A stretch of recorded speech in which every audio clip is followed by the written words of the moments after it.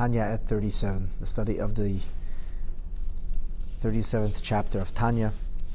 For those of you who might have a book, a Sefer of Tanya in front of you, if you open to perek Lamed Zayin, you'll see that the 37th chapter begins on page 92. That's in the old print, in the Vilna print. And in the classic English translation, that would be on page 160. Godly spirit, with those words. Okay, my friends. The Alter Rebbe does not preface what we're going to talk about now with any kind of question. He doesn't even indicate of this chapter with a proverbial question that we'll both understand it better. The question is this. As I posted earlier, one might ask, if it is global change that we seek to affect, why are my individual mitzvahs so important? Now, you're asking, like, what's this guy talking about? Why you? If it's global change, we're going to affect.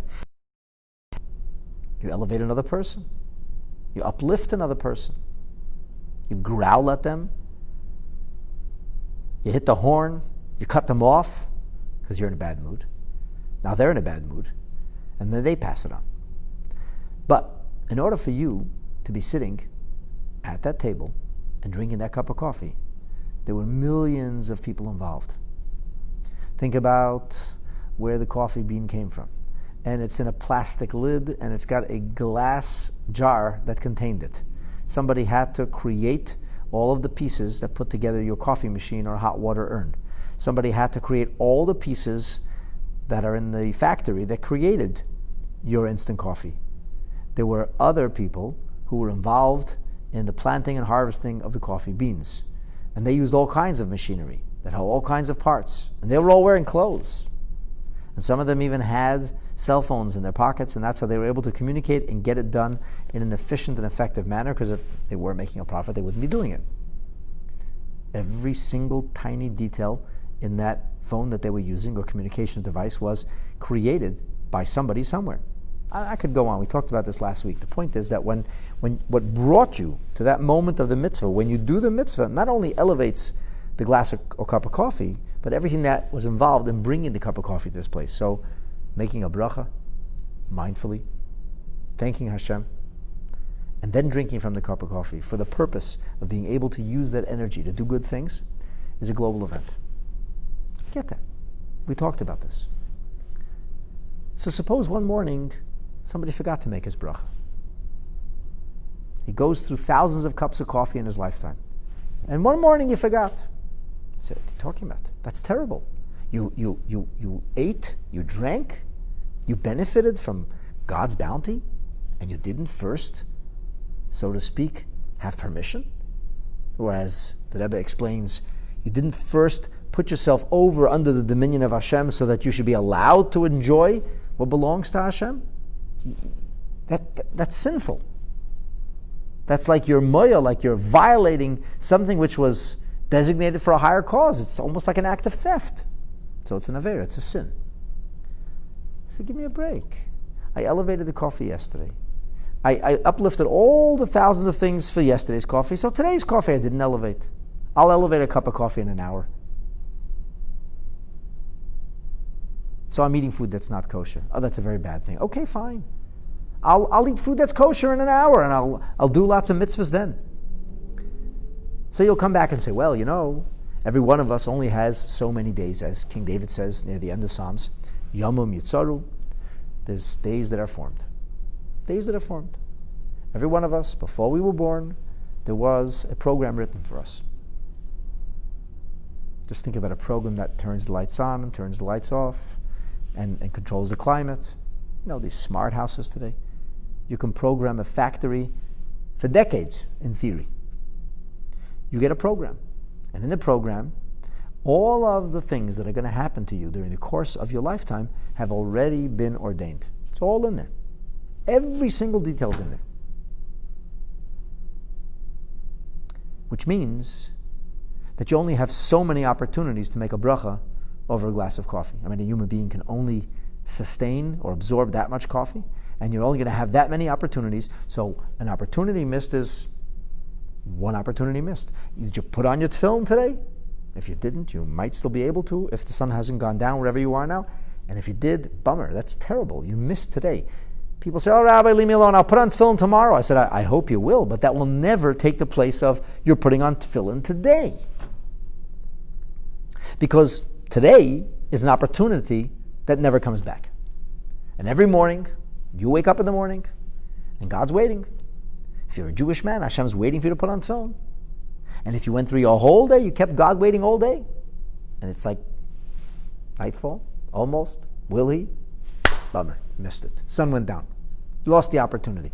Today will never return. We can only do today what Hashem has ordained for us to do today. Now, if we are to say that I'm looking for my place in heaven, I got to complete my own jigsaw puzzle, and I have all these opportunities and all these pieces, and I have to make my life perfect. So if that's the case, if I lose a mitzvah, or if I commit an offense, I violate a mitzvah, I'm not going to have the reality that I was supposed to create. My eternity is going to be deficient. And of course, in order for me to be able to create an eternity, God has to set me up or put me into a situation where I live in a reality that conceals the presence of the Creator, giving me the freedom to choose to do what is right or not. And ultimately, as a result of the choices that I make, I will be able to manufacture righteousness or create my own eternity, also referred to by people as the Garden of Eden, the paradise, and so on and so forth. So if it's about me, if it's about us, on a personal or our own personal journey, we got to float our own boat, I get it. Every mitzvah is an opportunity. You don't want to miss a single opportunity. But if we're going global, if we have this big picture with big ideas, and we're thinking about the world, so every mitzvah is global impact, and there's so many Jews doing so many mitzvahs, and at some point that cup's going to spill over. All right, so because of me, it tarried an extra nanosecond. Why is it necessary for every single yid to do a mitzvah? That's kind of the question. That almost is a silly question, because what do you mean? If there's so many mitzvahs needed and we have so many people who can do those mitzvahs, then if some people aren't doing those mitzvahs, well, then those mitzvahs aren't going to get done. But really, this is the kind of thing we subconsciously think about. If you get into this global mode where you're thinking of, what people like to talk about today, tikkun olam, which has nothing to do with liberal causes. I'm not making a statement one way or the other. I'm just telling you a fact. The tikkun olam is not a reflection of modern Western values. It isn't. I tell you that with absolute certainty. That's the Yiddishkeit is not the platform through which we advance isms or ideas which we believe to be true because we decided that our society or our time has embraced a particular ethos. And then we use our Yiddishkeit to justify it. That's like shooting the arrows and drawing the targets around. It's frankly intellectually dishonest, and it's fraudulent. It's just not real. So you have your bias, you have your ideas, wherever they came from. Don't blame it on God and His Torah. You want to do what you want to do? Have fun. Knock yourself out. God's Torah is God's ideas. We do not approach the Torah with preconceived notions of what we know to be good, bad, or indifferent. We have to approach Hashem's Torah as an empty canvas. We have to ask Hashem, tell us. For we believe that we were created in God's image, not the other way around. Creating a God in your own image is idolatry. So, as such, the notion of each and every one of us making this world a better place, which is tikkun olam, which means bringing Mashiach, that's what it actually means, and that's affected through the performance of mitzvahs. So sometimes we say to ourselves, okay, fine, somebody else will do a mitzvah today. I did enough mitzvahs. So what if I missed a half hour? So what if I wasn't on top of my game all the time? I mean, is it that important? If it's my game, it's your game. Of course, it's that important. the ball players, like they have their own personal stats.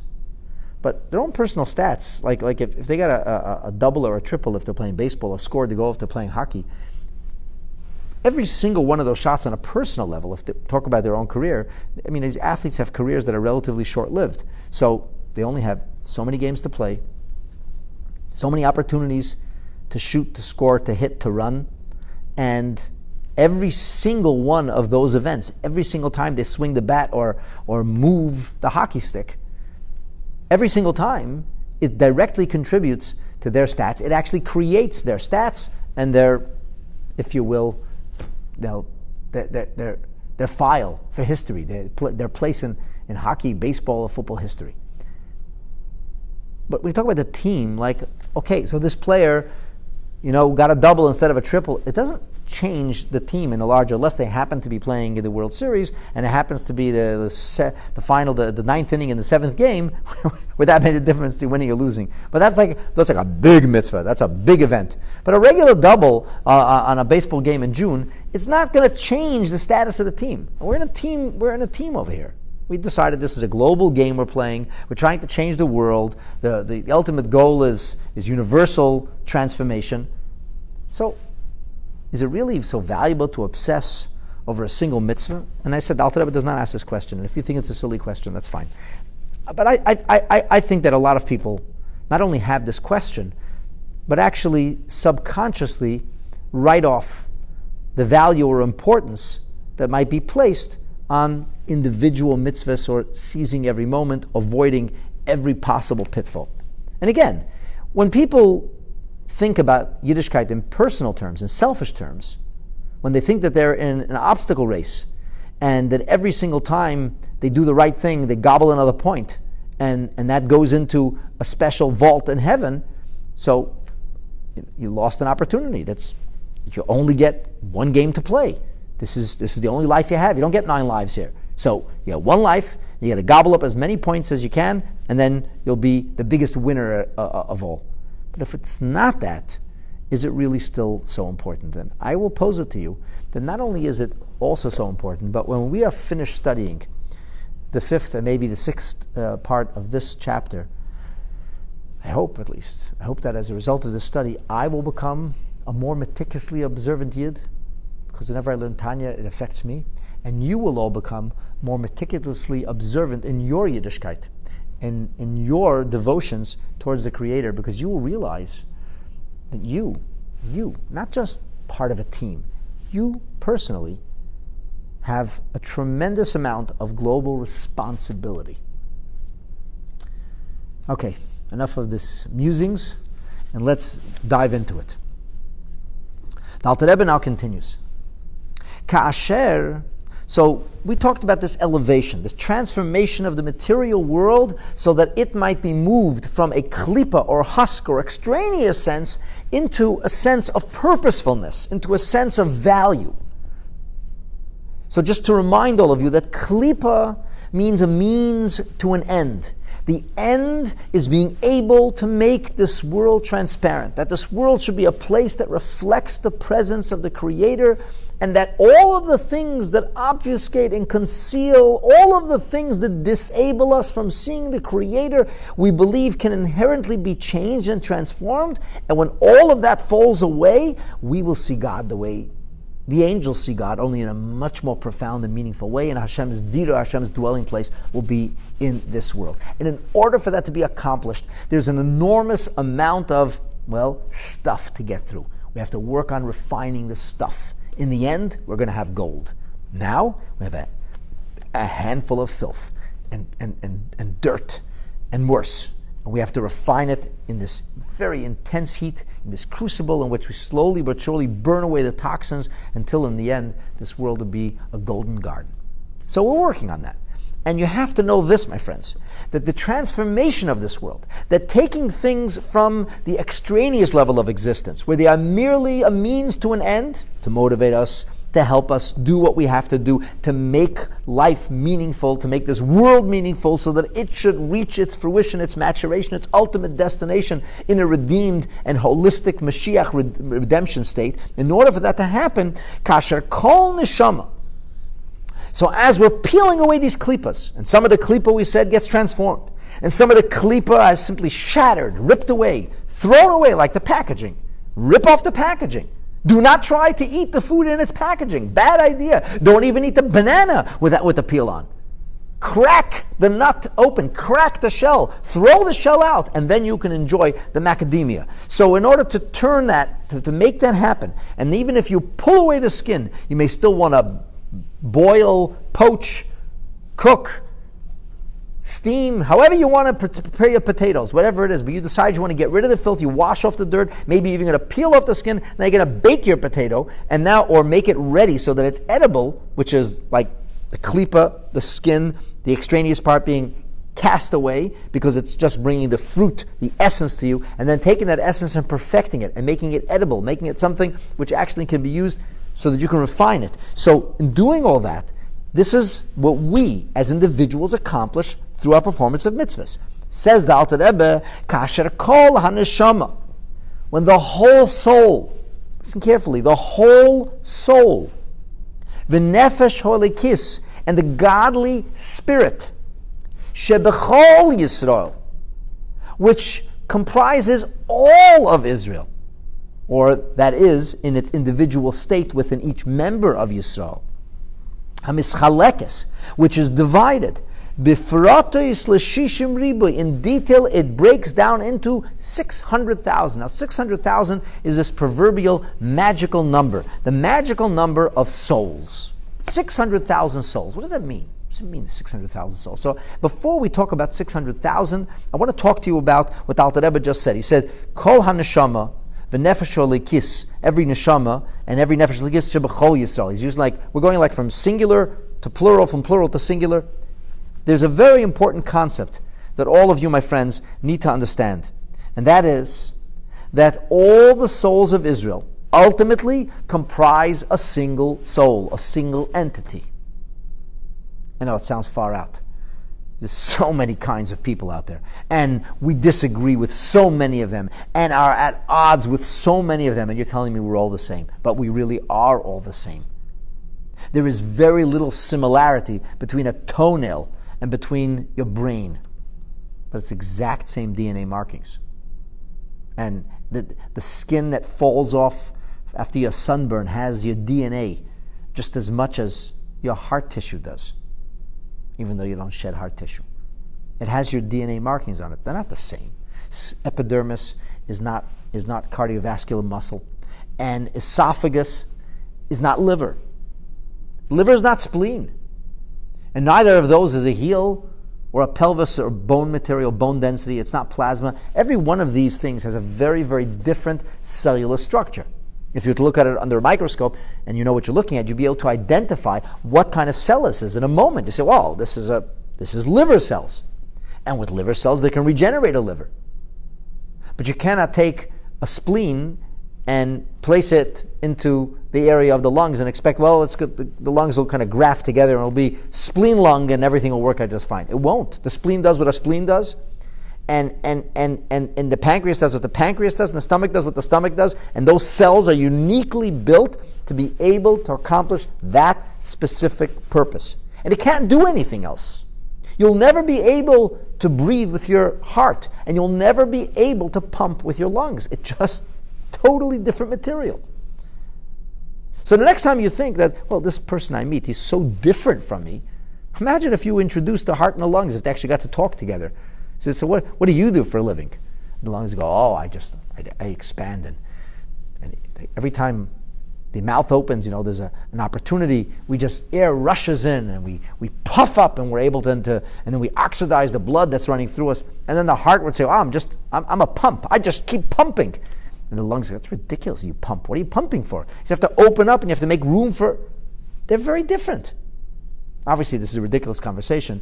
Your lungs and your heart do not get to meet and have coffee together. But when you are going to encounter another yid, remember that all the physicality, all the materiality, which includes not only the corporeal nature, but includes even the persona and the personality and the quirks and the hang-ups and the interests and the lack of interest, all these things are only superficial. That is not what the neshama is about. The neshama, the soul, is an eternal thing, which has nothing to do, in many ways, with everyday life as we know it, with what we define life by. So the neshama, all these neshamas are part of a grand soul, a single soul. And that single soul that has all the same DNA, it has all the same markings, it's ultimately part of a single whole. That's called Klal Yisrael. That's called the plurality of the Jewish people. Or it's called Knesset Yisrael. Knesset Yisrael is a nice name for a synagogue, but it's also the name that's used for the gathering, the congregating of all souls of Israel into a single living, breathing entity. Now, what happens is that despite the fact that it's very hard for us to understand and appreciate the nature of things, how this is, that all of those souls actually divide up in different pathways, much like the cells of a body, or the cells of bodily organs. Now, at one time, we were a single cellular structure for a flash, for nanoseconds. Then we began to multiply. That's when we were first conceived. But there is no later infusion. It's not like mom and dad get together and the child is, we lay the foundation. And then a cohabitation a month later, we fill in some details. And then there's continued details filled in. There is one moment of conception. That's it. One moment. And supposedly there's a flash of light, and that's it. There's a moment of conception. And once that magic moment happens, everything that unfolds in the gestation that follows in the time 9 months later is following that first moment, which means, it has to mean, that in that first simple moment, everything is contained. There's a complex code that is all contained, which is mind-boggling, all contained, which includes everything. From height to bone density, from intelligence to personality, from the shape of your eyes to the shape of your nails, to whether you're athletic or not, to whether you have a tiny defect on some tiny area of the body, everything is in that simple cellular structure. It's all there. So, eventually, through gestation, obviously it very much varies and changes. Well, there's this idea of Knesset Yisrael. At one point, we're all one, and then Hashem brings this body of souls into existence, and it gestates, and through myriads of worlds and what we would call choreographed divine evolution, eventually end up with a trove of all these different neshamas. But even when we're all developed, and we got lungs and heart and spleen and pancreas and all the things that a person has, when all that's there, all that's in place, we still are a single entity. And then that has to divide from there. So it's said that there are 600,000 root souls. There's going to be always a minimum of 600,000 different types of neshamas. I didn't say different types of people, different types of neshamas. Which is the reason, by the way, that the magic number of Jewish people who left Egypt could not be less than 600,000. In fact, it was much more than 600,000, because 600,000 is only the men between the age of 20 to 60, which on a literal level is the age that represents military conscription, or the ability to fight, conquer, and settle the land of Israel. But all of those male souls also had female souls, because this is a Torah concept that Hashem always creates equality, synergy, balance. Every male soul has a female dimension. Every female dimension has a male dimension. That's the idea of Yibashert, if it works right. And by the way, not everybody gets married. So maybe if a guy never gets married, there's a girl somewhere in the world who didn't get married either, and unfortunately they never got it together. Or maybe she married the wrong person, or maybe he lost his opportunity of choice. But we believe that there is the neshama actually begins as a masculine and feminine neshama, a neshama that has both propensities, both tendencies, both dimensions. It's called ma and ban, and it gets divided. And the male soul will go to a male, and the female soul will go to a female, and ever since God divided it, we try to put it back together, and that's no simple challenge, as you all know.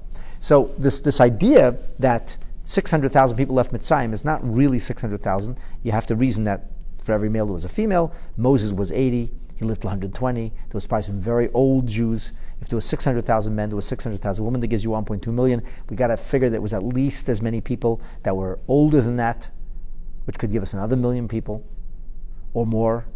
And then there was many, many more children, because it says the children, they really proliferated at the end. So the children were far, far larger in number than the people who were older. So which means we have to add at least another million people. It's already, we're talking 3 million people already. But nonetheless, the magic number is 600,000, and then in the Midbar, it jumps up from 600,000 to 603,000. The number, though, is a very important number because it said that there are 600,000 souls. Now, the 600,000 souls, even the 600,000 souls left Egypt, were not animating 600,000 bodies, but as I said, rather 3 or maybe 4 million bodies. Or if you want to be very, very, very conservative, 2.5 million. But there have to be that many people. So how does that work? Well, it's not that hard to understand. If you could appreciate that a single soul has a masculine and feminine dimension, then you should also be able to appreciate that a single soul can have multiple dimensions. To make it a little easier for you, we could talk about a heart. The heart has millions of cells. The pancreas has millions of cells. Maybe the heart is made up of multiple different kinds of muscle. Each one of those muscle has millions of cells. And if you want to take the route of quantum physics, so we could talk about neutrons and protons held together by electrons, which create atoms. And every atom actually is a self-sustained entity, but the self-sustained entity that's comprised of protons and neutrons, or electrons. So every atom actually breaks up into smaller pieces. And now we're talking about on a nuclear physics level. We're talking about a level which is impossible for the human mind to be able to almost fathom, and certainly not capable of seeing this. So we have complete items which are considered to be complete, but really they also have subsections. Every cell is made up of subcells, and the subcells are made up of more subcells. And that's the idea that every one of us is a self-contained neshama, but at the same time, we could be part of, or we have to be part of, other root souls. Now, there are far more than 600,000 people in the Jewish world today. The number is probably more accurately about 14 million. So we're talking about 14 million people powered by 600,000 souls. Obviously, there's got to be a few of us who are somewhat kindred, or sharing a common soul or a common root. Well, we are.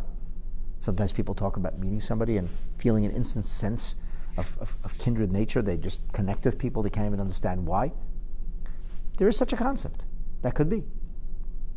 And obviously there's bashert and male and female and beyond.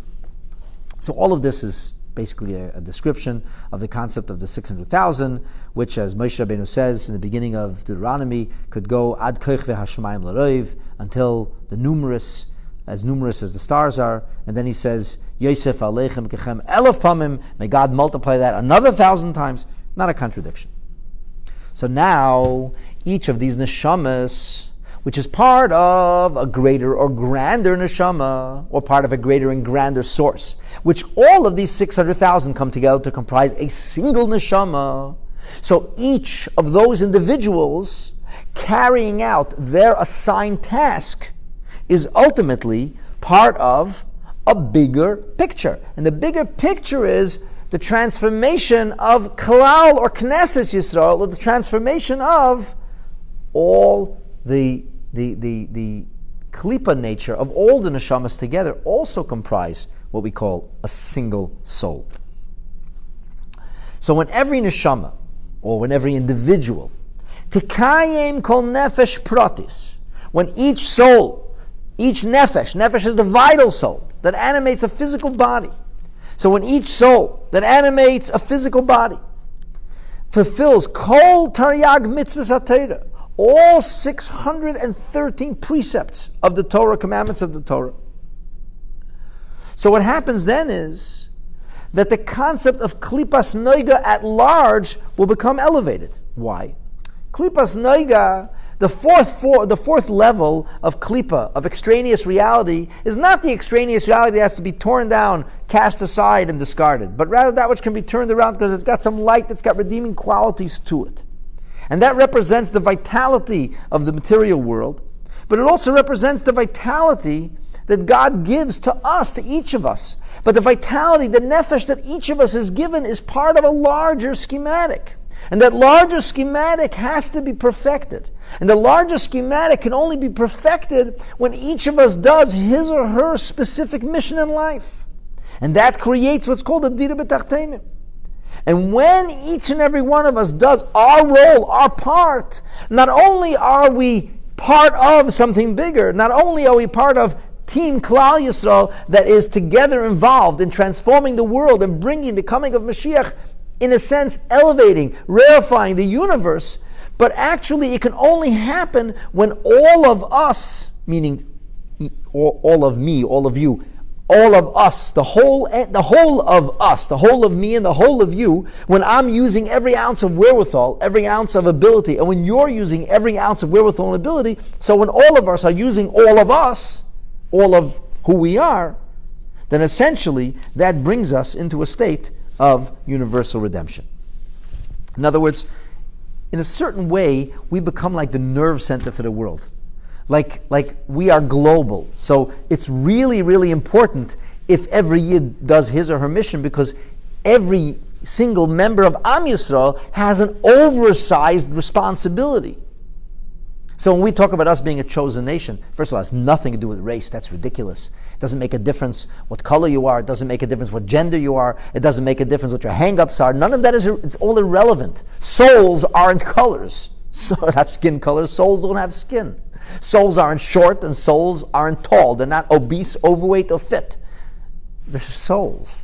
So every soul of Yisrael is chosen by Hashem and given an extra added responsibility, an enormous added responsibility.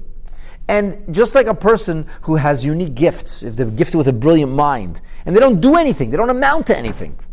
They want to do something menial, something simple, and just chill out and relax and, just get through life, muddle through life, having as much fun as they could. But you're a person who could have solved the biggest problems. You have the ability to transform the world economy. You could have discovered the cure to cancer. You could have been the person who could have redesigned agriculture, as a person actually did, and saved 1 billion lives. Instead, you play video games. So that's terrible. It's like a crime against humanity.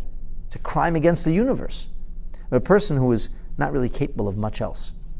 It's all they can do. The best they can do is be this very average or mediocre mediocrity. It's all they can do. And the person was deficient. They didn't accomplish as much as they should. They should have made a living and not fought at all. And instead, they fought in their house because they weren't bringing home the paycheck that they should have. Okay, who did you hurt? You hurt your loved ones. You hurt your children.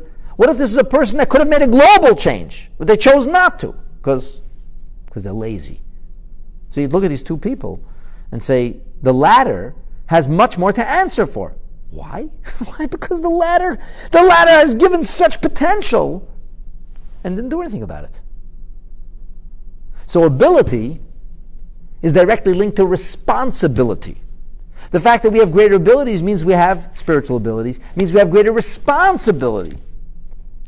And the fact that we could have a bigger impact means that we necessarily should or must have a bigger impact. It's an obligation.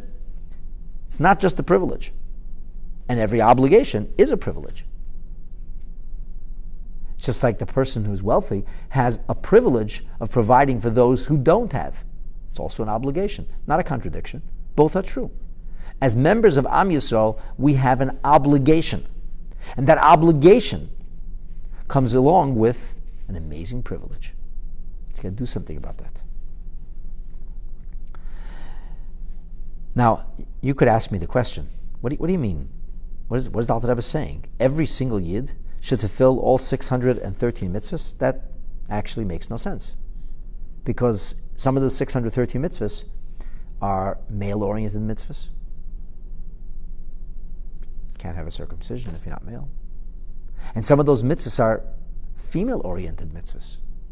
A man doesn't menstruate, can't go to the mikveh, can't accomplish that mitzvah. And many others. Some mitzvahs are incumbent upon Kohanim, but Kohanim, they can't do the mitzvahs that the Israelites have. The mitzvah of the Israelites is to give the truma, the mitzvah of the Kohen is to bring the offering. The Kohen can't give the truma. He is a Kohen. The Israelite can't give the mitzvah, do the blessing to the Jewish people that the Kohen is supposed to do because he's not a Kohen. And the Levite has his mitzvah. And by the way, Kohanim and Levites are not allowed to change roles.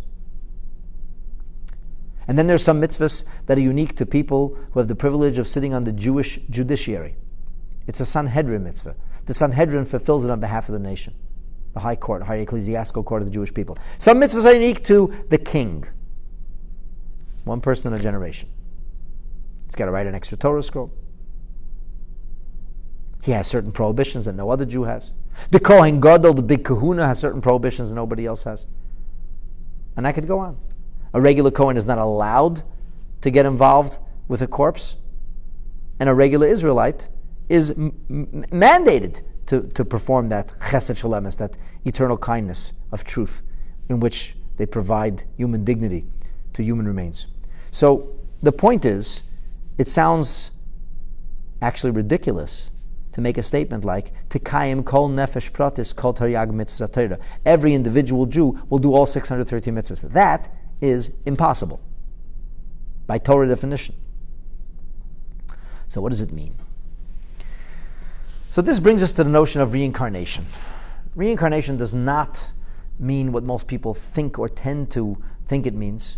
And that's because for most of us, reincarnation is colored by particular ideas of Eastern faith systems that have nothing to do with Judaism. And since the name reincarnation, or the noun reincarnation, for whatever reason in the Western world has come to reflect that value, when people say reincarnation, that's what they think of. But that's not correct. You and I never lived before. We never lived before. But we are linked to souls that lived before. Now, the root soul we come from certainly had many lives before. And so, I was talking to a young lady today, and she went through a very, very bad divorce, and very unfortunate, but a beautiful child came out of that union, and I said to her, there's no reason to lament the fact that you made that decision. You made the decision at the time based on circumstances that was the best of your ability. And I said, that wasn't your destiny for life. Why did Hashem arrange it? Why did you have to go? I can't tell you why you have to go through the pain. But I'll ask you this, I said to her. I said, to have that beautiful child, for that beautiful child to come to her, she said, that's like the most amazing, beautiful child, right? So Hashem arranged that amazing child. Why? I said, probably has something to do with Gilgul and reincarnation, and has something to do with past lives. Everything we do today is impacted by something. I mean, that is in fact the case. Everything you and I are doing today is impacted by something. We are part of history. We're a continuum of history. So it's not unreasonable to say that if people wouldn't have done what they did 10 years ago, 20 years ago, 30 years ago, 50 years ago, 100 years ago, 200 years ago, we wouldn't be here today. Obviously. When my father was a baby, he had pneumonia. And my grandfather found a U.S. airman who gave him his personal package in the Soviet Union. It was still right after World War II. There was still U.S. airmen stationed in Russia. And he gave him his personal supply of penicillin, because there was no penicillin in the Soviet Union at the time. And that saved my father's life. Right? Now, who that airman is, who will ever know? He may not even remember having given it away. Who knows? Right? But look what happened because of a deed that happened 70 plus years ago. A deed, a moment of kindness. A moment of kindness that transformed today hundreds of lives. Maybe thousands, maybe tens of thousands of lives because of all the people that were created and the people that they're impacting. So we're all the recipients of the largesse and the kindness, or chas v'shalom, not of past years. Every one of us is impacted by what happened in the past. It's not unreasonable to say that the burdens that our generation has are the result of the failings of the previous generation. And some of the strengths that our generation has are the result of the contributions of the previous generations. We have a Jewish infrastructure today. Why? Because people slaved and gave everything they could to build that infrastructure when there was no wealth in North America. At least very little of it. And people gave everything they could to be able to create that infrastructure. And we just take it for granted. Here we are, we just rode into it. So we're able to do what we do because of those deeds. At the same time, many of the failings of Jewish leadership of the 50s and the 60s put us into the situation today where we have this terrible, terrible assimilation and so many Jews being lost. And what are we going to do about it? How are we going to bring all these lost neshamas home? We're always connected to past lives.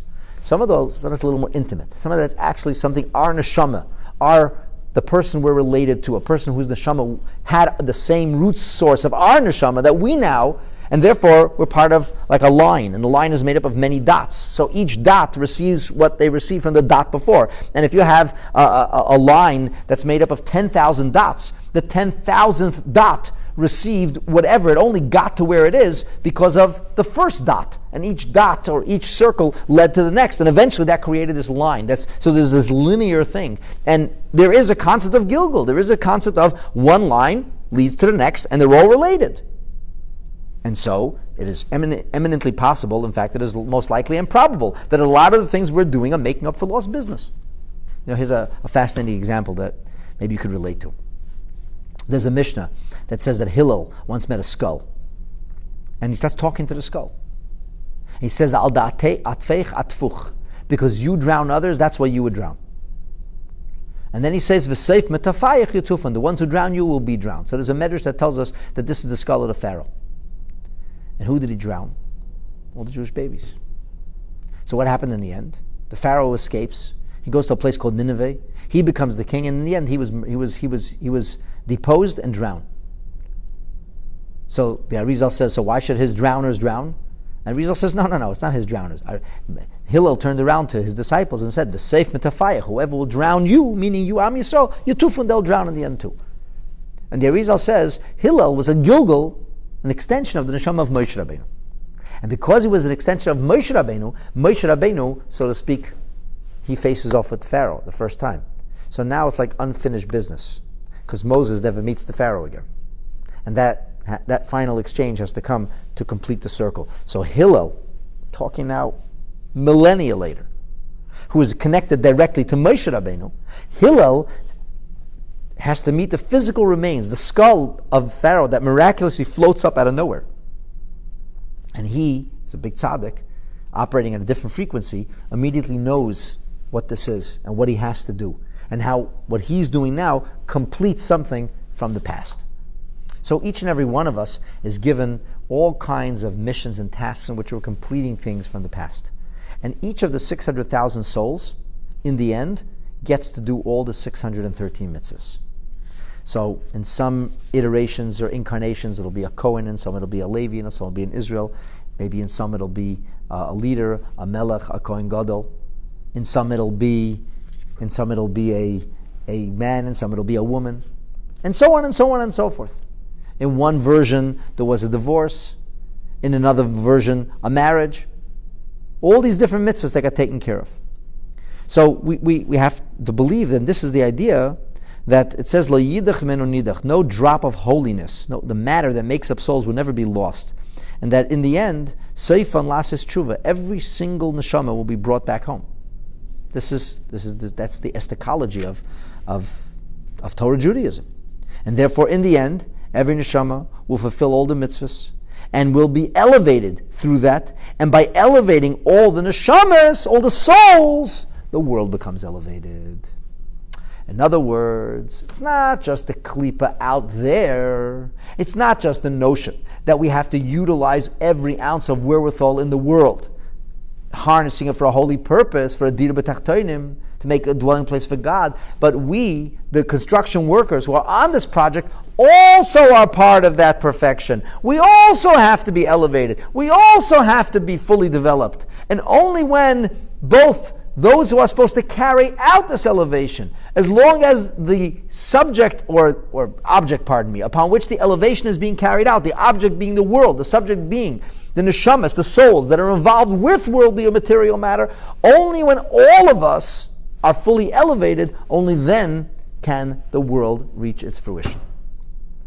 So what happens is, if I am not doing my job, and my job means 100% of what the ability that I'm being given, then I'm deficient. And if I am deficient as an individual, I'm not an individual. I am part of something much greater. So if I don't self-actualize in my individualistic way, I'm ultimately robbing Am Yisrael. It's the nation of Israel that loses something. In the same way that you could understand that if there might be a member of the Jewish people, of Am Yisrael, who is capable of performing some kind of incredible duty, incredible deed that will impact the lives of tens of thousands, if not millions, and that was deficient, and just didn't do his or her mission, even though they could have done that. So that would be terrible. That would be, the nation would be lacking. The nation would be poorer instead of being enriched. So think about that and then personalize it. Make it your own. That's the story with every single one of us. Every one of us has this global responsibility. A global responsibility to every member of Am Yisrael we meet. A global responsibility to the world, because only when Am Yisrael is who Am Yisrael should be, can the world become what it can be. This is what Hashem places upon us. Now, that's why we have to do all the mitzvahs, because you see, the Alter Rebbe is now going to explain how every negative mitzvah, the impact of a negative mitzvah, at least on a very elemental level, and then he'll talk about the need for the positive mitzvahs. And you'll see how each and every one of the negative mitzvahs is required. It has to be observed. It has to be kept carefully. And each of the positive mitzvahs necessarily has to be performed in order for us to reach our spiritual potential. Otherwise, we'll ever be deficient.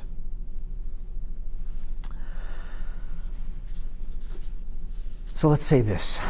In order for a neshama to reach its potential, what has to happen is the neshama has to tear itself away from the dominion of klipa and has to align itself with the dominion of kedusha. Let me give you a lame or silly example. Suppose that you're working on a device. I mean, I am right now working on a device. And I'm on Wi-Fi now. So hopefully the Wi-Fi is working well and you're hearing and seeing me, even though I'm not hearing and seeing you, but at least you're able to learn Tanya, as I'm able to teach Tanya, and in this way we'll both be completed. I'm not fulfilling my destiny if I'm not teaching Tanya. Maybe tonight you're not fulfilling your destiny if you're not learning Tanya. Baruch Hashem, tonight we're doing what we're supposed to do. We're both studying Torah. We're each doing our part and trying to enrich ourselves. Now, just suppose, I was on the wrong Wi-Fi. Let's say I'm on a Wi-Fi that makes me hackers. And while I'm on that Wi-Fi, I don't even know that, because that's not a protected network. While I'm teaching, the hackers in the